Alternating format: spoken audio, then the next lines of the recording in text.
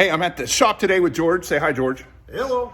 We're going to show you a little tip if you have a K1200 with cruise control.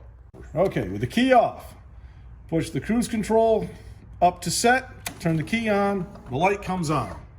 Let it go, light comes off. To resume, light turns back on.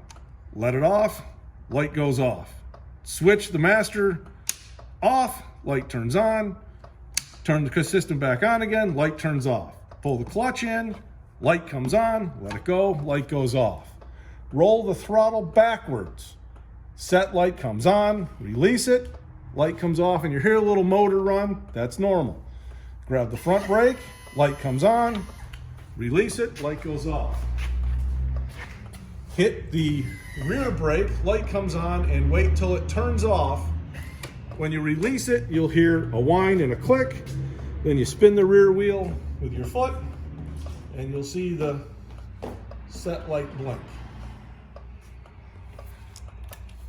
And that all that tells us what? That tells you that all the switches are working correctly and adjusted. And if it fails, the set light doesn't If go it doesn't off. do exactly what it did, either you did something wrong or one of the switches is out of adjustment. There you go. One of the other tips to check on these bikes is check the tail light. If the tail light is blown, even though it looks like it's working, it's a 2-filament bulb, but the computer can control both filaments to act like one. You can control each of the filaments to act like each other. Okay. So if you have a broken filament, you won't have cruise control, but you'll still have a fully functioning tail light.